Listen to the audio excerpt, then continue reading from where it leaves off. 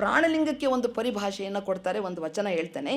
ಕರ್ಮ ಸಾಧಾಕ್ಯ ಸ್ವರೂಪವಾದ ಆಚಾರಲಿಂಗದಲ್ಲಿ ನಕಾರ ಮಂತ್ರ ಸ್ವರೂಪವಾದ ಘ್ರಾಣೇಂದ್ರಿಯವ ಸಂಯೋಗವು ಮಾಡಬಲ್ಲಾತನೇ ಪ್ರಾಣಲಿಂಗಿ. ಇಲ್ಲ ಹೇಳಿದ್ರಲ್ಲ, ಸಾಧಾಕ್ಯಗಳು ಕರ್ಮೇಂದ್ರಿಯಲ್ಲಿ ಬರತಕ್ಕಂಥ ಸಾಧಾಕ್ಯಗಳು ಎಲ್ಲನೂ ಹೇಳಿದ್ರು. ಕರ್ಮ ಸಾಧಾಕ್ಯ, ಕರ್ತೃ ಸಾಧಾಕ್ಯ, ಮೂರ್ತಿ, ಅಮೂರ್ತಿ, ಶಿವ, ಮಹ, 6ಕ್ಕೆ 6 ಹೇಳಿದ್ರು. ಇಲ್ಲಿಗೆ ಅಲ್ಲಿ ಪೃಥ್ವಿ, ತೇಜವಾಯು, ಆಕಾಶ ಇದಕ್ಕಿರತಕ್ಕಂಥದ್ದು ನಮ ಶಿವಾಯ ಓಂ. ನಕಾರ ಎದಕ್ಕೆ ಬರ್ತೈತೆ? ಪೃಥ್ವಿ ತತ್ವ. ಆಮೇಲೆ ಮಕಾರ ಅಪ್ಪು ತತ್ವ, ಶಿಕಾರ ಅಗ್ನಿ ತತ್ವ, ವಾಕಾರ ವಾಯು ತತ್ವ, ಯಕಾರ ಆಕಾಶ ತತ್ವ, ಓಂಕಾರ ಆತ್ಮತತ್ವ. ಅದು ಅಲ್ಲಿ ಇದಕ್ಕೆ ಅಗ್ನಚಕ್ರಕ್ಕೆ ಹೋಗುವಂಥದ್ದು. ಹಾಗೆ ಇಲ್ಲಿ ಕರ್ತೃ ಸಾಧಾಕ್ಯ ಸ್ವರೂಪವಾದ ಗುರುಲಿಂಗದಲ್ಲಿ ಮಹಾಲಿಂಗ ಸ್ವರೂಪವಾದ ಜಿಹ್ವೇಂದ್ರಿಯವನ್ನು ಸಂಯೋಗ ಮಾಡಬಲ್ಲಾತನೇ ಪ್ರಾಣಲಿಂಗಿ. ಆಮೇಲೆ ಮೂರ್ತಿ ಸಾಧಾಕ್ಯ ಸ್ವರೂಪವಾಗಿರತಕ್ಕಂಥ ಶಿವಲಿಂಗದಲ್ಲಿ ಶಿಕಾರ ಮಂತ್ರ ಸ್ವರೂಪವನ್ನು ಅಲ್ಲಿ ನೇತ್ರದಲ್ಲಿ ಸಂಯೋಗವು ಮಾಡಬಲ್ಲಾತನೇ ಪ್ರಾಣಲಿಂಗಿ. ಆಮೇಲೆ ಅಮೂರ್ತಿ ಸಾಧಾಕ್ಯ ಸ್ವರೂಪವಾಗಿರತಕ್ಕಂಥ ಜಂಗಮಲಿಂಗದಲ್ಲಿ ವಾಕಾರ ಮಂತ್ರ ಸ್ವರೂಪವಾಗಿರತಕ್ಕಂಥ ತ್ವಗೀಂದ್ರಿಯವನ್ನು ಸಂಯೋಗ ಮಾಡಬಲ್ಲಾತನೇ ಪ್ರಾಣಲಿಂಗಿ. ಪ್ರಾಣಲಿಂಗಿ ಅಂದರೆ ಯಾರು ಅಂದರೆ ಸಂಯೋಗ ಮಾಡಿಕೊಂಡು ಅವನು ಅದರಲ್ಲಿ ಸಾಧನೆಯನ್ನು ಮಾಡಬೇಕು. ಹಾಗೆ ಶಿವ ಸಾಧಾಕ್ಯ ಸ್ವರೂಪವಾಗಿರತಕ್ಕಂಥ ಪ್ರಸಾದ ಲಿಂಗದಲ್ಲಿ ಮಕಾರ ಮಂತ್ರ ಸ್ವರೂಪವಾಗಿರತಕ್ಕಂಥ ಶ್ರವಣೇಂದ್ರಿಯ ಶ್ರೋತ್ರ ಅದನ್ನು ಸಂಯೋಗವು ಮಾಡಬಲ್ಲಾತನೇ ಪ್ರಾಣಲಿಂಗಿ. ಮಹಾ ಸಾಧಾಕ್ಯ ಸ್ವರೂಪವಾಗಿರತಕ್ಕಂಥ ಮಹಾಲಿಂಗದಲ್ಲಿ ಓಂಕಾರ ಸ್ವರೂಪವಾಗಿರತಕ್ಕಂಥ ಹೃದಯ ಇಂದ್ರಿಯವನ್ನು ಸಂಯೋಗ ಮಾಡಬಲ್ಲಾತನೇ ಪ್ರಾಣಲಿಂಗಿ. ಹೀಗೆ ಷಡ್ವಿಧ ಲಿಂಗಗಳನ್ನು ಷಡ್ವಿಧ ಇಂದ್ರಿಯಗಳಲ್ಲಿ ಸಂಯೋಗ ಮಾಡಬಲ್ಲಾತನೇ ನಿಜವಾದ ಪ್ರಾಣಲಿಂಗಿ ಅಖಂಡೇಶ್ವರ ಅಂತ ಹೇಳ್ತಾರೆ. ಇನ್ನು ಪ್ರಾಣಲಿಂಗಿ ಸ್ಥಳದ ಮಹತ್ವ ಏನಪ್ಪ ಅಂತಂತೇಳಿದ್ರೆ, ಪ್ರಾಣಲಿಂಗಿ ಸ್ಥಳದಲ್ಲಿ ಪ್ರಮುಖವಾಗಿರತಕ್ಕಂಥದ್ದೇನು? ಪ್ರಾಣ ಚೈತನ್ಯ. ಈ ಪ್ರಾಣ ಈಗ ಹೇಳಿದ್ರಲ್ಲ ಅಪ್ಪ ಅವರು, ಅದು ವಾಯುತತ್ವ ಅಂತ ಹೇಳಿದ್ರೆ ಚಲನಾತ್ಮಕವಾಗಿರತಕ್ಕಂಥದ್ದು, ಚಲಿಸ್ತಾ ಇರುತ್ತೆ. ಶರೀರದ ಪ್ರತಿಯೊಂದು ಭಾಗಕ್ಕೂ ಕೂಡ ಅದು ಚಲಿಸ್ತಾ ಇರುತ್ತೆ, ಚಲನೆ ಮಾಡ್ತಿರುತ್ತೆ. ಮೇಲಕ್ಕೆ ಹೋಗೋದು, ಕೆಳಗಡೆ ಉಚ್ಛ್ವಾಸ ಮಾಡ್ತೀವಲ್ಲ ನಾವು, ಉಸಿರನ್ನು ತೊಗೋತೀವಿ ಬಿಡ್ತೀವಿ, ಇದನ್ನು ಸಹಜವಾಗಿ ನಡೆಯುತ್ತೆ ಕ್ರಿಯೆ. ಅದನ್ನಲ್ಲಿ ಹೇಳ್ತಾರೆ. ಸಾಮಾನ್ಯವಾಗಿ ನಾವು ಅಂತೀವಿ ಹಾಗೆ ಇದನ್ನು ಉಸಿರಾಟ ಅಲ್ಲಿ ಹೇಳಿದ್ರೆ ಪ್ರಕಟ ಆಗುತ್ತೆ. ಅದು ಸ್ಪರ್ಶನ, ಇದಕ್ಕಿರೋ ಒಂದು ಸ್ಪರ್ಶಕ್ರಿಯೆ. ಅದು ಸ್ಪರ್ಶದ ಮೂಲಕ ತುಂಬ ಸೆಕೆ ಆಗ್ತಿದೆ, ಗಾಳಿ ಬೀಸಿದಾಗ ತಣ್ಣಗಾಗತ್ತೆ, ಅಂದರೆ ಸ್ಪರ್ಶಕ್ರಿಯೆ. ವಾಯುವಿಗಿರತಕ್ಕಂಥದ್ದು ಸ್ಪರ್ಶ, ಬೇರೆದಿಲ್ಲ ಅಂತಲ್ಲ. ಶಬ್ದ, ಸ್ಪರ್ಶ, ರೂಪರಸಗಂಧ ಎಲ್ಲವೂ ಇದೆ. ಸ್ಪರ್ಶ ಪ್ರಮುಖವಾಗಿರತಕ್ಕಂಥದ್ದು. ಉಳಿದೆಲ್ಲವೂ ಕೂಡ ಪಂಚೀಕರಣ ಓದಿದಾಗ ನಿಮ್ಗೆ ಗೊತ್ತಾಗುತ್ತೆ. ಉಳಿದಿದ್ದೆಲ್ಲ ಇದೆ, ಅದರ ಒಂದು ಅಧಿಕ ಇದರಲ್ಲಿಲ್ಲ, ಕ್ವಾಂಟಿಟಿ ಇಲ್ಲ, ಸ್ವಲ್ಪ ಅದರಲ್ಲಿ ಇದೆ, ಇಲ್ಲ ಅನ್ನೋ ರೀತಿಯಲ್ಲಿ ಇದೆ.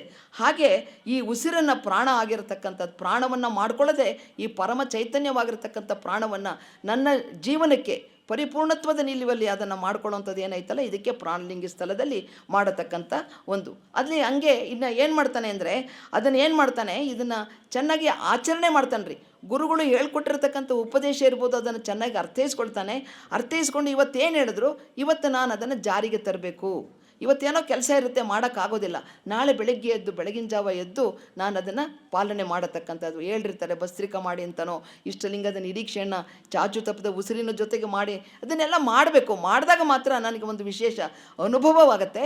ಅನುಭವ ಆದಾಗ ನಾನು ಮುಂದಿನ ಕಾರ್ಯವನ್ನು ಇನ್ನೂ ಚಟುವಟಿಕೆಯುತವಾಗಿ ನಾನು ಮಾಡಲಿಕ್ಕೆ ಸಾಧ್ಯ ಆಗುತ್ತೆ.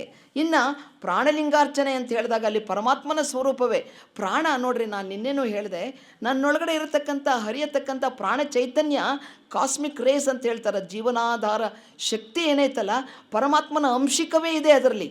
ಆ ಪರಮಾತ್ಮನ ಅಂಶಿಕ ನನ್ನಲ್ಲಿ ಇರೋದ್ರಿಂದನೇ ನಾನೆಲ್ಲ ಕೂತ್ಕೊಂಡಿದ್ದೀನಿ, ಮಾತಾಡಿದ್ದನ್ನು ಕೇಳಿಸ್ಕೊತಿದ್ದೀರಿ. ಕೆಲವೊಂದು ವಿಚಾರಗಳು ನಿಮ್ಮ ಅಂತರಂಗಕ್ಕೆ ಅರಿವಾಗ್ತಾ ಇದೆ, ಕೆಲವೊಂದು ಅರ್ಥ ಆಗ್ತಿಲ್ಲ, ಏನೋ ಹೇಳ್ತಿದ್ದಾರಪ್ಪ ಅಂತ ಸ್ವಲ್ಪ ಜನ ಯೋಚನೆ ಮಾಡ್ತಿದ್ದಾರೆ, ನಾನು ಯಾನಕ್ಕಪ್ಪ, ಈ ರೀತಿಯ ಭಾವನೆಗಳು ಬರ್ತವೆ. ಕೇಳೋದ್ರಿಂದ ಇದೆಲ್ಲ ನಡೀತೈತೆ. ಹೀಗೆ ಆ ಪ್ರಾಣ ಅಂತ ಕರೆದ್ರಲ್ಲ, ಈ ಪ್ರಾಣಲಿಂಗಾರ್ಚನೆಯನ್ನು ಪ್ರಾಣದ ಆಕಾಶದ ತತ್ವದಲ್ಲಿ ಇರತಕ್ಕಂಥದ್ದು, ವಾಯುತತ್ವ ಪ್ರಮುಖ ಆಗಿರತಕ್ಕಂಥದ್ದು, ಅದು ಮನಸ್ಸಿನೊಳಗಡೆ ಸೇರುತ್ತೆ. ಅದಕ್ಕೆ ಮನಸ್ಸು ಮತ್ತು ವಾಯು ಮತ್ತು ಮನಸ್ಸು ಕೂಡ ಅದು ಚಲನಾತ್ಮಕವಾಗಿರತಕ್ಕಂಥದ್ದೇ, ಅದು ಹರಿಯುತ್ತೆ. ಹಾಗೆ ಪ್ರಾಣವೂ ಕೂಡ ಚಲನೆ ಮಾಡುತ್ತೆ. ಇವೆಲ್ಲ ನಾನು ಹೇಳಿದ್ನಲ್ಲ, ಈಗೆಲ್ಲ ಡೋಲಕ ಅಂದರೆ ಮಾಧ್ಯಮ ಅಷ್ಟೇ, ಇದ್ರ ಮೂಲಕ ನಾನು ಅದನ್ನು ಅರ್ಥೈಸ್ಕೊಳ್ಬೇಕು ಒಳಗಡೆ. ಈಗ ಲಿಂಗವಿಡಿದು ಲಿಂಗ ಧ್ಯಾನವ ಮಾಡತಕ್ಕಂಥ ಸಾಧಕ ಧ್ಯೇಯ ವಸ್ತುವಾದ ಲಿಂಗದಲ್ಲಿಯೇ ಏನು ಮಾಡ್ಬೇಕಂದ್ರೆ, ಮನವನ್ನು ಹೆಚ್ಚು ಕಾಲ ಈ ಕೇಂದ್ರೀಕರಣ ಮಾಡಬೇಕು. ಅವನು ಕೇಂದ್ರೀಕರಣ ಮಾಡಿದಾಗ, ಅದರಲ್ಲಿ ಸ್ಥಿತಗೊಳಿಸಿದಾಗ ಮಾತ್ರ ಚಿತ್ತ ಸುಮ್ಮನೆ ನಿಲ್ಲಲ್ರಿ. 10 ನಿಮಿಷ 5 ನಿಮಿಷ ಮಾಡಿದ್ರೆ ಏನೂ ಆಗಲ್ಲ.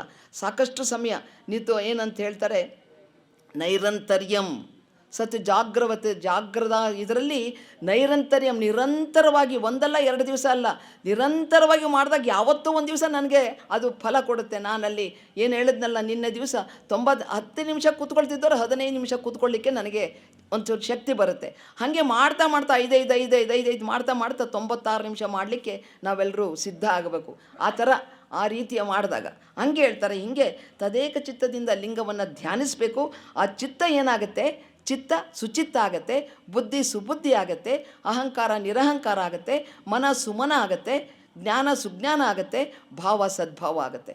ಹೀಗೆ ಅಂದರೆ ಒಂದಕ್ಕೊಂದು ಸೇರಿಸ್ಕೊಳ್ತಾ ಹೋಗ್ತಾ ಹೇಳಿದ್ರಲ್ಲ, ಒಂದು ಅಲ್ಲಿ ಏಳು ಇದನ್ನು ಏನು ಕೊಟ್ಟರಲ್ಲ, ಕಳಬೇಡ ಕೊಲ್ಲಬೇಡ, ಅದರಲ್ಲಿ ಒಂದನ್ನು ಮಾತ್ರ ನಾನು ಫಾಲೋ ಮಾಡಿದ್ರೆ ಸಾಕು, ನನ್ನ ಜೀವನ ಶುದ್ಧ ಆಗೋಗುತ್ತೆ. ನಿನ್ನೆ ದಿವಸ ಹೇಳಿದ್ರು. ಹಾಗೆ ಈ ಲಿಂಗವನ್ನು ದೀಕ್ಷಾ ಸಮಯದಲ್ಲಿ ಏನು ಮಾಡ್ತಾರೆ, ಗುರು ನೀನು ಲಿಂಗ ಸ್ವರೂಪವೇ ಇದೆಯಪ್ಪ, ನಿನ್ನನ್ನು ನೀನು ಪೂಜೆ ಮಾಡ್ಕೋ.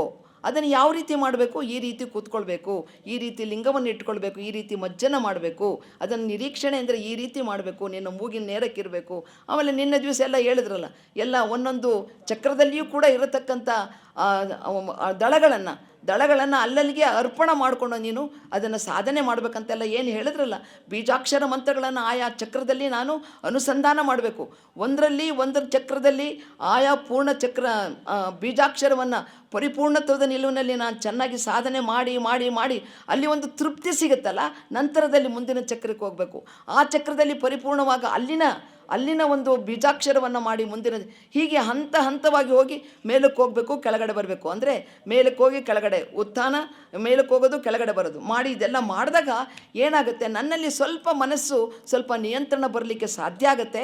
ಆಗ ಹೊರಗಿನ ಪ್ರಪಂಚಕ್ಕೆ ನನ್ನನ್ನು ನಾನು ತೊಡಗಿಸ್ಕೊಳ್ಳಿಕ್ಕೆ ಏನು ಕಡಿಮೆ ಆಗುತ್ತೆ. ಅಂದರೆ ನಾನಲ್ಲಿ ಹೋಗೋದಿಲ್ಲ, ಹೊರಗಡೆ ಹೋಗೋದೇ ಇಲ್ಲ, ಮನಸ್ಸು ಒಂದೊಂದಾಗಿ ನಾನು ಅದನ್ನು ಕಡಿಮೆ ಮಾಡ್ಕೋತಾ ಬರ್ತೀನಿ. ನನ್ನ ಕ್ರಿಯೆಗಳನ್ನೆಲ್ಲ, ಬಾಹ್ಯದ ಕ್ರಿಯೆಗಳೆಲ್ಲವೂ ಕೂಡ ಅಂತರಂಗದ ಜ್ಞಾನ ಆಗಿ ಎರಡೂ ಕೂಡ ಹೆಂಗಾಗತ್ತೆ ಅಂದರೆ ಪಾರದರ್ಶಿಕತ್ವ ಅಂತ ಹೇಳ್ತಾರೆ. ಸ್ಫಟಿಕದ ಘಟದಂತೆ ಒಳ ಹೊರಗಿಲ್ಲ ನೋಡ, ಏನು ಹೇಳ್ತಾರೆ, ವಿಗಡ ಚರಿತ್ರಕ್ಕೆ ಬೆರಗಾದೆನು, ಅಲ್ಲಿ ನೋಡುವಡೆ ಅತ್ತತ್ತ ಸಾರುತ್ತಿದೆ, ಕೈಗೆ ಸಿಲುಕ್ತಾ ಇಲ್ಲ, ಬೆರೆಸಿದಡೆನ್ನಂತೋ ದರುಶನದಿಂದಲೇ ಅಮೃತಾಹಾರವಾಯಿತು, ಬೆರೆಸಿದಡಿನ್ನೆಂತೋ ಗುಹೇಶ್ವರ ಅಂತ ಹೇಳ್ತಾರೆ. ದೂರದಿಂದನೇ ಹೇಳಿದ್ರು ಬೆಳಗ್ಗೆ ಅನಿಮಿಷನಿಗೆ ಲಿಂಗವನ್ನು ಕೊಟ್ಟಾಗ ಇದು ಹೆಂಗಿದೆ ಅಂದರೆ ಆ ರೋಮಾಂಚನವನ್ನು ಕಂಡ್ರೆ ಬೆರೆಸಿದಡಿನ್ನೆಂತೋ ಅಂದರೆ ನೋಡ್ತಿದ್ರೆ ನನಗೆ ಇಷ್ಟೊಂದು ಆಶ್ಚರ್ಯ ಆಗ್ತಿದ್ದಾರೆ, ಬೆರೆಸಿದಡಿನ್ನೆಂತೋ ಅನ್ನೋ ಭಾವವನ್ನು ಕೂಡ ಅಲ್ಲಿ ವ್ಯಕ್ತಪಡಿಸಿದ್ರು. ಹಾಗೆ ಇದನ್ನು ಸಾಧನೆ ಮಾಡ್ತಾ ಇದ್ದರೆ, ಪ್ರಾಣಲಿಂಗಿ ಸ್ಥಳದಲ್ಲಿ ಪ್ರಾಣಲಿಂಗದ ಅನುಸಂಧಾನವನ್ನು ನಾನು ಮಾಡ್ತಾ ಇದ್ದರೆ ಏನಾಗುತ್ತೆ, ನನಗೆ ಈ ರೀತಿಯ ಆನಂದ ಒಂದು ಗೊತ್ತಿಲ್ಲ ರೀ, ನಮಗೊಂದು ಸಂತೃಪ್ತಿ ಸಿಗುತ್ತೆ, ನಾವು ಅದನ್ನು ಮಾಡಬೇಕನ್ನೋ ಭಾವ. ಆಗ ನನ್ನ ಹೊರಗಿನ ಕ್ರಿಯೆ, ನನ್ನ ಸಮಾಜದಲ್ಲಿರ್ಬೋದು ಅಥವಾ ನನ್ನ ಮನೆಯಲ್ಲಿರ್ಬೋದು, ನನ್ನ ಚಟುವಟಿಕೆಗಳೆಲ್ಲ ಬದಲಾವಣೆ ಆಗುತ್ತೆ. ಕೊಡೋದ್ರಲ್ಲಿರ್ಬೋದು, ಮಾತಿನ ರೀತಿಯಲ್ಲಿರ್ಬೋದು, ಹೌದಾ, ಬೇರೆ ಎಲ್ಲ ಬದಲಾವಣೆಗಳಾಗೇ ಆಗುತ್ತೆ. ಇದನ್ನು ಸರಿಯಾಗಿ ಮಾಡಿದಾಗ ಮಾತ್ರ, ಸರಿಯಾಗಿ ಅನುಸಂಧಾನ ಮಾಡಿದಾಗ ಮಾತ್ರ ನನಗೆ ಈ ರೀತಿಯ ಕ್ರಿಯೆ ನನ್ನ ಜೀವನದಲ್ಲಿ ನಡೆಯುತ್ತೆ. ಆಗ ನಾನು ಏನು ಮಾಡ್ತೀನಿ, ಇವತ್ತು ನಾನು 5 ಗಂಟೆಗೆ ಪೂಜೆ ಮಾಡಿದಾಗ ಆ ದಿನದ ದಿನಚರಿ ಪೂರ್ತಿ ಏನಾಯಿತು, ಸುಸೂತ್ರವಾಗಿ ನಡೆಯುತ್ತೆ. ನಾಳೆ ಬೇರೆ ಒಂದು ಹೊಸ ಬಂದ್ಬಿಡುತ್ತಪ್ಪ ಮನಸ್ಸಿಗೆ, ನಾಳೆ ಅದನ್ನು ಹೆಂಗೆ ನಾನು ಪರಿಹಾರ ಮಾಡೋದು ಅಂತ ಅಂದಾಗ, ಸರಿಯಾಗಿ ನೀವು ಲಿಂಗ ಪೂಜೆಯನ್ನು ಮಾಡಿದ್ರಿ ಅಂತ ಹೇಳಿದ್ರೆ ಅದು ಬೆಟ್ಟದಂತಿರೋಂಥದ್ದು ಕರಗೋಗ್ಬಿಡುತ್ತೆ. ನೀವು ಅಯ್ಯೋ ಇಷ್ಟು ಸುಲಭ ಆಗೋಯ್ತಾ, ನಿನ್ನೆ ಎಷ್ಟು ಭಾರ ಆಗಿತ್ತು, ಇವತ್ತು ಎಷ್ಟು ಸುಲಭ ಆಯಿತು ಅನ್ನೋ ಭಾವ ಬರುತ್ತೆ. ಆಗ ನಾನೇನು ಮಾಡ್ತೀನಿ, ಲಿಂಗವನ್ನು ನನ್ನ ಪ್ರಾಣವನ್ನಾಗಿ ಇಟ್ಕೋತೀನಿ. ಅಂದರೆ ನನಗಿನ್ನೂ ಉತ್ಸಾಹ ಜಾಸ್ತಿ ಆಗುತ್ತೆ.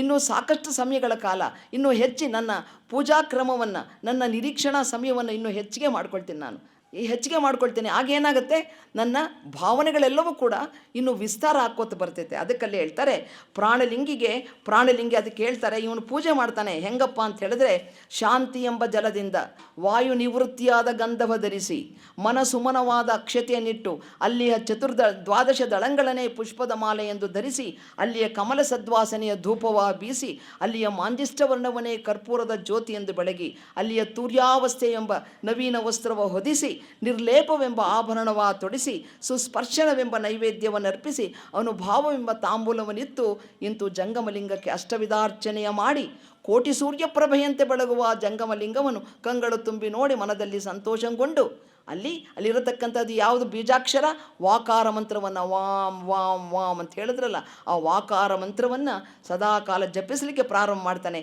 ಆಗ ಆ ಜಂಗಮಲಿಂಗವೇ ತಾನೆಂದರಿದು ಕೂಡಿ ಎರಡೆಳೆದು ನಿಪ್ರಪಂಚಿಯಾಗಿ ಪ್ರಾಪಂಚಿಕ ವಿಚಾರಗಳಿಂದ ತನ್ನನ್ನು ತಾನು ದೂರ ಮಾಡ್ಕೊಳ್ತಾನೆ.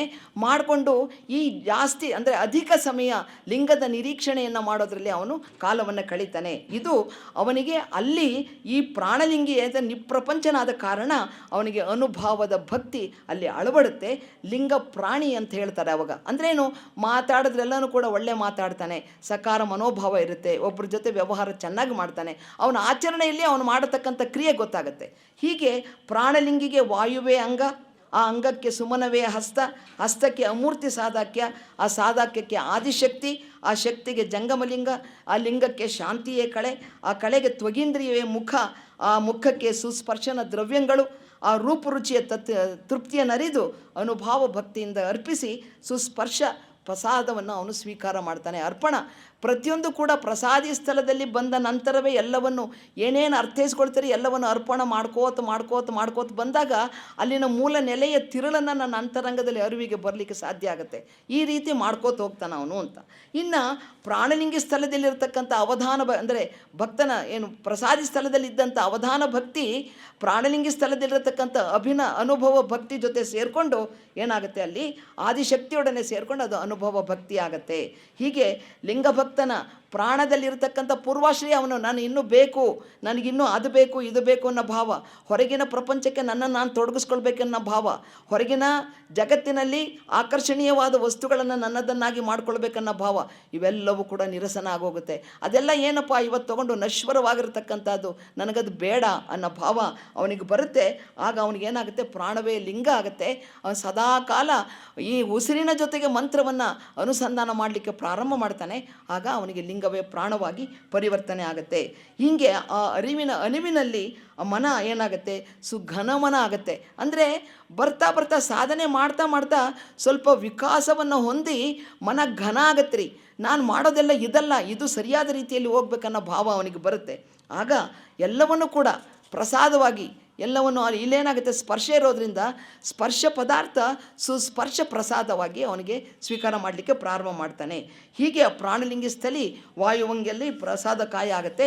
ಹೀಗೆ ಆ ಪ್ರಾಣಲಿಂಗಿ ಪ್ರಾಣಲಿಂಗ ಅನುಸಂಧಾನದಲ್ಲಿ ಸಮರಸಗೊಂಡಾಗ ಸಮರಸಾನುಭಾವದಿಂದ ತನ್ನನ್ನು ತಾನು ಆ ಮಂತ್ರದ ಅನುಸಂಧಾನದಲ್ಲಿ ತೊಡಗಿಸ್ಕೊಳ್ತಾನೆ. ಇನ್ನು ಪ್ರಾಣಲಿಂಗಿ ಲಿಂಗದ ಅನುಸಂಧಾನದಲ್ಲಿ ಭಕ್ತನಿಗೆ ಲಿಂಗವೇ ತಾನೆಂಬ ಭಾವ ಅರಳಬಡುತ್ತೆ. ಯಾವಾಗ ಪ್ರಾಣವೇ ಲಿಂಗ ಆಗುತ್ತೆ, ಲಿಂಗವೇ ಪ್ರಾಣ ಆಗುತ್ತಾ, ಆವಾಗ ಅವನು ಲಿಂಗ ನಾನು ಜಂಗಮಲಿಂಗ ಸ್ವರೂಪವೇ ಇದ್ದೀನಿ ಅನ್ನೋ ಭಾವ ಅವನಿಗೆ ಬರುತ್ತೆ. ಪ್ರಾಣವೇ ಲಿಂಗ, ಲಿಂಗವೇ ಪ್ರಾಣ, ಅದು ಮನ ಅವನು ಲೀನ ಆಗುತ್ತೆ. ಅಲ್ಲಿ ಲಿಂಗದಲ್ಲಿ ಭಕ್ತ ಒಂದಾಗಿ ಹೋಗ್ತಾನೆ, ಏಕಾಗೋಗ್ತಾನಲ್ಲಿ. ಅಲ್ಲಿ ಭಕ್ತನೇ ಸಾಧನೆ ಮಾಡಿ ಭಕ್ತನ ಪ್ರಾಣಲಿಂಗಿನೇ ಆಗಿರ್ತಾನೆ. ಇದುವೇ ಪ್ರಾಣಲಿಂಗಿ ಸ್ಥಳೀಯ ಅನುಭವದ ಸ್ಥಿತಿ. ಈ ಸ್ಥಿತಿಗೆ ಅಂಗಭಾವ ಇಲ್ಲ, ನನಗೆ ಬೇಕು ಅನ್ನೋ ಹೇಳಿದ್ನಲ್ಲ, ನಿಪ್ರಪಂಚಿಕನಾಗಿ ಪ್ರಾಪಂಚಿಕ ಸುಖವನ್ನು ಬಿಡ್ತಾನೆ, ಅಂಗಭಾವ ಇರೋದಿಲ್ಲ. ಎಲ್ಲವೂ ಕೂಡ ಪರಮಾತ್ಮ ನನಗಾಗಿ ಕರುಣಿಸಿದ್ದು, ನಾನಿದನ್ನು ಸ್ವೀಕಾರ ಮಾಡಬೇಕನ್ನೋ ಭಾವ ಅವನಿಗೆ ಬರುತ್ತೆ. ಈಗ ಈ ಸತ್ಯದ ನಿಲುವು ತಿಳಿದಾಗ ಅವನೇನು ಮಾಡ್ತಾನೆ, ಅವನ ಮನಸ್ಸಿನಲ್ಲಿ ಏನಾಗುತ್ತೆ, ಏನೇನು ಮಾಡಬೇಕಂತ ಇರ್ತಾನಲ್ಲ ಅದೆಲ್ಲ ಅವನಿಗೆ ಶುದ್ಧ ಆಗೋಗುತ್ತೆ. ಶುದ್ಧ ಆದಾಗ ಯಾವುದು ಮಾಡಬೇಕೋ ಮಾಡಬಾರ್ದು ಆ ಭಾವ ಚೆನ್ನಾಗಿ ಗೊತ್ತಾದಾಗ ಏನು ಸತ್ಯದ ನಿಲುವಿನಲ್ಲಿ ಮಾಡಬೇಕು ಆ ಕೆಲಸಗಳನ್ನೇ ಮಾಡಿ ಸಂತೃಪ್ತಿಯ ಜೀವನವನ್ನು ಅವನು ಸಲ್ಲಿಸ್ತಾನೆ. ಇದು ಪ್ರಾಣಲಿಂಗಿ ಸ್ಥಳ. ಇನ್ನು ಶರಣಸ್ಥಳ ಬಂದದ್ದು ಯಾವುದು, 4 ಆಯ್ತಲ್ಲ, ಇದು 5ನೇ ಹಂತ. 5ನೇ ಹಂತದಲ್ಲಿ ಶರಣ ಅಂದರೆ ಶರಣಾಗತನಾದವನು ಅಂತ. ಯಾರಿಗೆ? ತತ್ವಕ್ಕೆ, ಯಾರಿಗೆ? ಪರಮಾತ್ಮನಿಗೆ, ಲಿಂಗಕ್ಕೆ ಶರಣಾಗತನಾದವನು. ಅಂದರೆ ಯಾವುದನ್ನು ಕೂಡ ನನಗೆ ಬೇಕು ಅನ್ನೋ ಭಾವ ಇರೋದಿಲ್ಲ, ಎಲ್ಲವೂ ಪರಮಾತ್ಮ ಕೊಟ್ಟಿರತಕ್ಕಂಥದ್ದು ಪ್ರಸಾದನಪ್ಪ, ನನ್ನ ಜೀವನಕ್ಕೆ ನನಗೆ ಕೊಟ್ಟಿರತಕ್ಕಂಥದ್ದು, ನಾನಿದನ್ನು ಅನುಭವಿಸಬೇಕು ಅಂಥೇಳಿ ಪ್ರಸಾದ ರೂಪವಾಗಿ ತಗೊಳ್ತಾನೆ. ಪದಾರ್ಥವಾಗಿ ಸ್ವೀಕಾರ ಮಾಡಿ ಪ್ರಸಾದವಾಗಿ ಎಡೆ ಮಾಡ್ತಾನೆ ಪರಮಾತ್ಮನಿಗೆ ಎಲ್ಲನೂ ಕೂಡ. ಇಲ್ಲಿ ಆಕಾಶ ಅಂಗ ಐತೆ. ಆಕಾಶದಲ್ಲಿ ಇರತಕ್ಕಂಥದ್ದು ಪ್ರಮುಖ ತತ್ವ ಯಾವುದು ವಿಷಯೇಂದ್ರಿಯಗಳಲ್ಲಿ? ಶಬ್ದ ಅಂದರೆ ಏನಕ್ಕೆ ಬಂತು? ಶಬ್ದ ಗುರು ಏನು ಮಾಡಿದ್ರು? ಮಂತ್ರ ರೂಪವಾಗಿ ಕೊಟ್ಟರು ನಮಗೆ. ಆಕಾಶ ತತ್ವಕ್ಕೆ ಶಬ್ದ ಮಂತ್ರ ರೂಪವಾಗಿ ಕೊಟ್ಟಿದ್ದನ್ನು ಏನು ಮಾಡಿದ್ರು ಗುರು? ಇದನ್ನು ನೀನು ನಿನ್ನ ಚಿತ್ತ ಶುದ್ಧದಲ್ಲಿ ಯಾವಾಗಲೂ ಸದಾಕಾಲ ನೀನು ಅದನ್ನು ಅನುರಣಿತ ಮಾಡಬೇಕು, ಪುನಶ್ಚರಣೆ ಮಾಡಬೇಕು. ಕೊಟ್ಟಿದ್ದ ಮಂತ್ರವನ್ನು ಪುನಶ್ಚರಣೆ ಹೇಳಿದ್ದೆ. ಯಾಕೆ ಅಂತ ಹೇಳಿದ್ರೆ, ಈಗ ಅವ್ರಿಗೆ ಮನಸ್ಸೇನೈತಲ್ರಿ, ಮನಸ್ಸನ್ನು ನಾವು ಬಹಳ ತುಂಬ ಪ್ರೀತಿ ಮಾಡ್ಬೇಕ್ರಿ. ಒಳಗಡೆ ಇರತಕ್ಕಂಥ ಹೊರಗಿನ ಒಂದು ವಸ್ತುವನ್ನು ಪ್ರೀತಿ ಮಾಡುವ ಬದಲು ಮನಸ್ಸನ್ನು ಪ್ರೀತಿ ಮಾಡಿದ್ರೆ ಅದು ಹೇಳ್ಕೊಡು ನನಗೆ ಅಂತ ಹೇಳುತ್ತೆ. ನೀವು ಯಾವಾಗ ಹೇಳ್ಕೊಡ್ತಿರಲ್ಲ, ಅದು ನೀವು ಹೇಳ್ಬೇಡ ಅಂದರೂ ಹೇಳಕ್ಕೆ ಪ್ರಾರಂಭ ಮಾಡುತ್ತೆ, ಒಳ್ಳೆ ಕೆಲಸಗಳನ್ನು ಮಾಡಲಿಕ್ಕೆ ಪ್ರಾರಂಭ ಮಾಡುತ್ತೆ. ಅದಕ್ಕೆ ಭಕ್ತನ ಚಿತ್ತದಲ್ಲಿ ಚಿತ್ತ ಶುದ್ಧಿಯೆಲ್ಲ ಮಾಡ್ಕೊಂಡ್ರಲ್ಲ, ಕರ್ಮೇಂದ್ರಿಯಗಳನ್ನೆಲ್ಲ ಶುದ್ಧಿ ಮಾಡ್ಕೊಂಡಾಯಿತು. ಮಾಹೇಶ್ವರ ಬುದ್ಧಿಯ ಬೆಳಕಿನಲ್ಲಿ ಪ್ರಸಾದಿ ನಿರಹಂಭಾವದ ನೆಲೆಯಲ್ಲಿ ಪ್ರಾಣಲಿಂಗಿ ಘನಮನದ ಅನುಭವದಲ್ಲಿ ಬೆಳೆದರೆ ಶರಣ ಶಿವಜ್ಞಾನಾನಂದದಲ್ಲಿ ತೇಲ್ತಾ ಇರ್ತಾನೆ ಅಂತ. ಯಾಕೆಂದರೆ ಸದಾಕಾಲ ಮಂತ್ರವನ್ನು ಮನಸ್ಸಿಗೆ ಉಸಿರಾಟದ ಜೊತೆಗೆ ಅನುಸಂಧಾನ ಮಾಡಿದ್ರಿಂದ ಅವನು ಬೇರೆ ಲೆಕ್ಕ ಮಾಡೋಕ್ಕೆ ಹೋಗಲ್ರಿ. ನಾನು ಲೆಕ್ಕ ಮಾಡಿಕೊಂಡ್ರೆ ದಿಶಾಭೂಲ ಆಗ್ತೈತೆ, ತರಿಯೋಗಲ್ಲ. ಲೆಕ್ಕ ಮಾಡ್ತಾ ಕೂತ್ಕೊಂಡ್ರೆ ಬರೀ ಎಣಿಕೆಯಲ್ಲೇ ಆಗೋಗುತ್ತೆ, ಮಂತ್ರದ ಅನುಸಂಧಾನ ಆಗೋದಿಲ್ಲ. ಉಸಿರಿನ ಜೊತೆಗೆ ಸೇರಿಸ್ಬಿಡ್ತಾನೆ ಅವನು. ಸೇರಿಸಿದಾಗ ಏನಾಗುತ್ತೆ, ಅದು ಇಲ್ಲಿ ಆಕಾಶ ತತ್ವದಲ್ಲಿ ನೆಲಮುಗಿಲು ಪೃಥ್ವಿ ತತ್ವದಿಂದ ಭಕ್ತನಾಗಿ ಪೃಥ್ವಿ ತತ್ವದಿಂದ ಮೇಲಕ್ಕೇನು ಬಂದ ನಂತರದಲ್ಲಿ ಆಕಾಶ ತತ್ವ ಮುಗಿಲಲ್ಲಿ ಏನಿದೆ, ಹಕ್ಕಿಗಳೆಲ್ಲ ಏನಿದೆ ಸ್ವಚ್ಛಂದವಾಗಿ ಹಾರಾಡ್ತಿರ್ತವೆ. ಅಲ್ಲಿ ಟ್ರಾಫಿಕ್ ಜಾಮ್ ಇಲ್ಲ, ಎಂಥದ್ದು ಇಲ್ಲ. ಎಲ್ಲಿ ಬೇಕಾದರೂ ಅಲ್ಲಿ ಎಷ್ಟು ಎತ್ತರವಾಗಿ ಹಾರಲಿಕ್ಕೆ ಈ ರೀತಿಯ ಮನಸ್ಥಿತಿ ಆ ಸಾಧಕನಿಗೆ ಆಗುತ್ತೆ. ಆವಾಗ ಅವನಿಗೆ ಭಾವ ಪರಿಪೂರ್ಣವಾಗಿರತಕ್ಕಂಥ ಸ್ಥಿತಿಯನ್ನು ಪಡಿತಾನೆ. ಆಗ ಹೆಂಗಂತೇಳಿದ್ರೆ ನೆಲಮುಗಿಲುಗಳನ್ನು ಒಂದುಗೂಡಿಸಿ ಭಾವಪೂರ್ಣವಾಗಿ ಆ ಭಾವಭೂಮಿಕೆಯಲ್ಲಿ ತನ್ನ ಜೀವನವನ್ನು ಸಾಗಿಸಲಿಕ್ಕೆ ಪ್ರಾರಂಭ ಮಾಡ್ತಾನೆ. ಅದು ಅಣುವಿನಲ್ಲಿ ಇರತಕ್ಕಂಥ ಮಹತ್ತನ್ನು, ಅಣುವಿನೊಳಗೆ ಮಹತ್ತಿಂಗೆ ಮಹತ್ತು ಅಂತ ಏನು ಹೇಳ್ತಾರಲ್ಲ, ಅಣುವಿನೊಳಗೆ ಇರತಕ್ಕಂಥ ಮಹತ್ತನ್ನು ಸಾಧನೆ ಮಾಡತಕ್ಕಂಥ ನಿಟ್ಟಿನಲ್ಲಿ ಮುಂದುವರಿತಾನೆ ಅವನು. ಹೀಗೆ ಅವನು ಅಂದ್ಕೊಂಡಿರ್ತಾನಲ್ಲ, ಏನೋ ಅಂದ್ಕೊಂಡಿದ್ನಪ್ಪ, ಜೀವನ ಸಾಧನೆ ಅಂದರೆ ಏನೋ ಅಂತ ಅಂದ್ಕೊಂಡಿರ್ತಾನಲ್ಲ, ಈಗ ಅವನಿಗೆ ಗೊತ್ತಾಗುತ್ತೆ, ತುಂಬ ಚೆನ್ನಾಗಿದೆಯಪ್ಪ, ಇದು ತುಂಬ ಚೆನ್ನಾಗಿದೆ. ಏನು ನೋಡ್ರಿ, ಸಾಧನೆ ಒಂದನ್ನು ಬಿಟ್ಟರೆ ಬೇರೆ ಏನಿಲ್ಲ, ಇದಕ್ಕೆ ಕಾಸು ಕರಿಮಣಿ ಏನು ಕೊಡೋಂಗಿಲ್ಲ, ನನ್ನನ್ನು ನಾನು ತೊಡಗಿಸ್ಕೊಳ್ಬೇಕಲ್ಲ, ಅದರಿಂದ ಇದು ತುಂಬ ಚೆನ್ನಾಗಿದೆ ಅನ್ನೋ ಭಾವ ಅವನಿಗೆ ಬರುತ್ತೆ. ಇಷ್ಟು ದಿವಸ ಏನು ಅಂದ್ಕೊಂಡಿದ್ದ, ಇದು ಸಂಸಾರ ಚೆನ್ನಾಗಿಲ್ಲ ಅಂತ ಅಂದರೆ ಏನು, ನನ್ನ ಒಡನಾಟ ಏನೈತಲ್ಲ ಹರಿಷಡ್ವರ್ಗಗಳಲ್ಲಿ, ಅಷ್ಟಮದಗಳಲ್ಲಿ, ಷಡೂರ್ಮಿಗಳಲ್ಲಿ, ಷಡ್ಭ್ರಮೆಗಳಲ್ಲಿ ಒಡನಾಟ ಮಾಡಿಕೊಂಡು ಅವಿಶ್ವಾಸ ಅಂದರೆ ಅಶಾಶ್ವತವಾಗಿರ್ತಕ್ಕಂಥ ಜೀವನವನ್ನು ಸಾಗಿಸ್ತಿದ್ದೆ, ನಿಜವಾದ ಜೀವನ ಇದು, ಇಷ್ಟು ದಿವಸ ವಿಷಮ ಅಂದ್ಕೊಂಡಿದ್ದೆ, ಇದು ತುಂಬ ಚೆನ್ನಾಗಿದೆ ಅಂಥೇಳಿ ಸಾಧನೆಗೆ ಇನ್ನೂ ಆಂತರಂಗಿಕವಾಗಿ ತನ್ನನ್ನು ತಾನು ತೊಡಗಿಸ್ಕೊಳ್ಳಿಕ್ಕೆ ಪ್ರಾರಂಭ ಮಾಡ್ತಾನೆ. ಹೀಗೆ ಅಲ್ಲಿ ಒಂದು ಸಾಮರಸ್ಯದ ನಿಲುವನ್ನು ಪಡ್ಕೊಳ್ತಾನೆ. ಅಲ್ಲಿ ಅವನಿಗೀಗ ದೇಹ ಭಾವ ಹೊರಟೋಗುತ್ತೆ. ದೇಹ ಭಾವ ಅಂತ ಹೇಳಿದ್ರೆ ನಾನು ಚೆನ್ನಾಗಿರಬೇಕು, ಈ ರೀತಿಯ ಬಟ್ಟೆನೇ ಹಾಕ್ಕೊಳ್ಬೇಕು ಅನ್ನೋ ಭಾವ ಏನಿತ್ತಲ್ಲ ಅದೆಲ್ಲ ನಿರಸನ ಆಗೋಗುತ್ತೆ. ಏನಿಲ್ಲ, ದೇಹ ಭಾವ ಇರೋದೆಲ್ಲ ಏನಿದ್ರೆ ಅದು ಸರಿ, ಹಂಗೆ ಶುರು ಮಾಡಿಕೊಂಡು ದೇಹ ಮತ್ತು ಜಗತ್ತುಗಳಿಗೆ ನಿಲಕ್ಷಣವಾಗಿರ್ತಕ್ಕಂಥ ನಿಸ್ಸೀಮವಾಗಿರ್ತಕ್ಕಂಥ ಅರಿವೆ, ಏನೋ ಒಳಗಡೆ ಒಂಚೂರು ಅರಿವೆ ಜಾಗರ ಆಗ್ತಾ ಇದೆ ರೀ ಅವನಿಗೆ. ನಾನು ಇದನ್ನು ಮಾಡಿದ್ರೆ ಇದನ್ನು ಪಡ್ಕೊಳ್ಬೋದು ಅನ್ನೋ ಭಾವ ಅವನ ಅಂತರಂಗಕ್ಕೆ ಅರಿವಿಗೆ ಬರ್ತಾ ಇದೆಯಲ್ಲ, ಒಳ್ಳೆ ಕೆಲಸಗಳನ್ನು ಮಾಡಲಿಕ್ಕೆ ಶುರು ಮಾಡ್ತಿದ್ದಾನೆ, ಸಕಾರಾತ್ಮಕ ಭಾವನೆಯಿಂದ ಎಲ್ಲರ ಜೊತೆ ಒಡನಾಡ್ತಿದ್ದಾನೆ. ಆಗೇನಾಗುತ್ತೆ ಅವನಿಗೆ, ಹೌದು ಇದು ನಿಜವಾದ ಜೀವನ, ಇದು ನಿಜವಾದ ಬದುಕು, ಇಷ್ಟು ದಿವಸ ನಾನೇನೋ ಮಾಡಿದ್ದೆ ಅದಲ್ಲ, ಇದೇ ಮಾಡಬೇಕಾಗಿರೋದನ್ನೋ ಭಾವ ಅವನಿಗೆ ಅಳವಡುತ್ತೆ.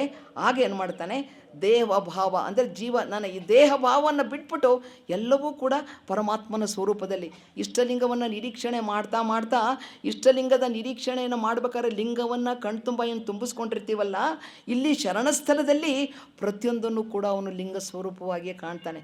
ಏನು ನೋಡಲಿ, ಒಂದು ತರಕಾರಿ ನೋಡಲಿ, ಒಂದು ಭಾಂಡೆ ನೋಡಲಿ, ಏನೋ ನೋಡಿದ್ರು ಲಿಂಗವೇ ಕಂಡಂಗೆ ಕಾಣ್ತಾನೆ. ಹೌದಾ? ಕಂಡು ಅವನಿಗೆ ಎಷ್ಟು ಸಂತೋಷ ಆಗುತ್ತೆ. ಒಳ ಹೊರಗೆಲ್ಲ ತುಂಬಿ ಸೂಸತಕ್ಕಂಥ ಆ ಪರಿಮಳದ ನಿಲುವನ್ನು ಅಂತರಂಗದಲ್ಲಿ ಅವನು ಅನುಭವಿಸ್ತಾನೆ. ಎಲ್ಲ ಕಡೆ ಎಲ್ಲವೂ ಅದೇ ಕಾಣುತ್ತೆ. ಈ ಸೃಷ್ಟಿ ಎಷ್ಟು ಚೆನ್ನಾಗಿದೆ. ಅಲ್ಲದೆ ಇನ್ನೂ ಒಂದು ಹೇಳ್ಬೇಕು ನೋಡ್ರಿ, ಪರಮಾತ್ಮ ಈ ಸೃಷ್ಟಿಯನ್ನು ಏನು ಹೇಳ್ತಾರೆ, ಶಿವನು ತನ್ನ ವಿನೋದಕ್ಕೆ ರಚಿಸಿದನು ಅನಂತ ವಿಶ್ವವನ್ನು. ಹೌದು, ರಚಿಸಿದವನು ವಿಶ್ವಕ್ಕೆ ಒಳಗಾಗಿರ್ತಾನೆ ಹೇಳ್ತಾರೆ, ಇಲ್ಲ. ಮತ್ತು ಎಲ್ಲೋದ ಅವನು ವಿಶ್ವಕ್ಕೆ ಹೊರಗಾಗಿರ್ತಾನೆ, ಇಲ್ಲ.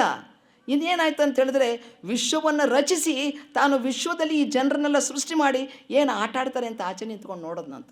ವಿಶ್ವಕ್ಕೆ ಹೊರಗಾಗಿ ನಿಂತ, ಮತ್ತು ಹಂಗೆ ವಿಶ್ವಕ್ಕೆ ಒಳಗಾಗಿಲ್ಲ ಅಂತ ಹೇಳಿದ್ರೆ ಅವನಿಗೆ ಉತ್ಪತ್ತಿ ಸ್ಥಿತಿ ಲಯ ಇದೆಯೇನೋ, ಇಲ್ಲ. ಯಾಕೆಂದರೆ ಕರ್ಮರಹಿತನಾಗಿ ಅವನಿಗೆ ಉತ್ಪತ್ತಿ ಇಲ್ಲ. ಆಮೇಲೆ ಅವನು ಯಾವುದು ಕಾರ್ಯಗಳನ್ನು ಕೂಡ ನಿಂತು ಮಾಡೋದಿಲ್ಲ. ಪ್ರಣವಾರೂಢನು, ಪ್ರಣವ ಸ್ವರೂಪನು, ಪ್ರಣವ ಪ್ರಕೃತಿ ಸಂಜ್ಞನು, ಪ್ರಣವ ಷಡಂಗ ಸಮರಸ ನಮ್ಮ ಕೂಡಲ ಸಂಜ್ಞೆ ಅಂತ ಹೇಳಿದ್ರೆ ಸಿಗ್ನಲ್ ರೀ, ಸೈನ್ ಮಾಡ್ತಾನೆ ಪರಮಾತ್ಮ ಅಷ್ಟೇ. ಇದು ಹಿಂಗಾಡಬೇಕು, ವಾಯು ಹಿಂಗೆ ಬೀಸಬೇಕು, ಬಿಸಿಲು ಇಷ್ಟ ಆಡಬೇಕು. ಪರಮಾತ್ಮ ಆ ಸಿಗ್ನಲ್ ಕೊಟ್ಟರೆ ಅಂದರೆ ಸೈನ್ ಮೂಲಕ, ಚಿಹ್ನೆ ಮೂಲಕ ಮಾಡತಕ್ಕಂಥ ಕ್ರಿಯೆಗೆ ಯಾರೂ ಅಲ್ಲಿ ಕಾಣಲಿಕ್ಕೆ ಸಾಧ್ಯ ಇಲ್ಲ. ಪರಮಾತ್ಮ ಈ ಸೃಷ್ಟಿಯನ್ನು ಮಾಡಿ ಪರಮಾತ್ಮನೊಬ್ಬನೇ ಪುರುಷ, ಈ ಸೃಷ್ಟಿಯೆಲ್ಲವೂ ಸ್ತ್ರೀ. ನಾನು ಭೇದ ಮಾಡಿದ್ದೀನಿ ಗಂಡು ಹೆಣ್ಣು ಅಂತೇಳಿ. ಹೌದಾ? ಪರಮಾತ್ಮನ ದೃಷ್ಟಿ, ಈ ಪ್ರಕೃತಿ ಎಲ್ಲವೂ ಸ್ತ್ರೀನರಿ, ಸ್ತ್ರೀ ಸ್ವರೂಪದಲ್ಲಿ ಪರಮಾತ್ಮ ಈ ಸೃಷ್ಟಿಯನ್ನು ಮಾಡ್ದ ಅನ್ನೋ ಭಾವ ಅದೇ. ಹೀಗೆ ಎಲ್ಲವನ್ನೂ ಕೂಡ ಎಲ್ಲ ಕಡೆಯೂ ಕೂಡ ಅವನು ಅದನ್ನೇ ಅನುಭವಿಸ್ತಾನೆ. ಇದು ಒಂದು ಹೂವು ಅರಳಿದರೆ ಕೂಡ, ಹೂವು ಅರಳಿದ್ರೆ ಏನಾಯಿತು, ಈಗ ಹೂವು ಅರಳಲಿಕ್ಕೆ ನಾವು ಕಾರಣನ? ಇಲ್ಲ. ನೀರು ಹಾಕ್ಬೋದು, ನೀವು ಗೊಬ್ಬರ ಹಾಕ್ಬೋದು, ನೀವು ಯಾರೂ ಅಲ್ಲ, ತಾನಾಗಿ ಅರಳುತ್ತದು. ಯಾವ ಗಿಡದಲ್ಲಿ ಯಾವ ಹೂವಿದೆ ಅಂತ ಗೊತ್ತಾಗುತ್ತಾ? ಮಲ್ಲಿಗೆ ಹೂವು ನೀವು ನೋಡಿದ್ರೆ ಎಲೆಗಳಲ್ಲಿ ಮಲ್ಲಿಗೆ ಹೂವು ವಾಸನೆ ಇರೋದಿಲ್ಲ, ಮೊಗ್ಗಲ್ಲಿ ಇರೋದಿಲ್ಲ. ಸಂಜೆ ಮುಂದೆ ಅರಳುತ್ತಲ್ಲ, ಆಗ ಪರಿಮಳ ಬರ್ತೈತೆ. ಹೌದಲ್ಲ? ಹಾಗೆ ಅವೆಲ್ಲ ತುಂಬಿಟ್ಟವನು ಯಾರು? ಎಳ್ಳು ಗೊನೆಯಲ್ಲಿ ಮುಳ್ಳು ಮೊನೆಯಲ್ಲಿ ಪೊಳ್ಳು ಬಿಡದೆ ಒಳಗ ಹೊರಗ ಇದ್ದಾನೆ ಹೇಳ್ತಂಗೆ ತ್ಯಾಗ ಮಾಡ್ತಾರೆ.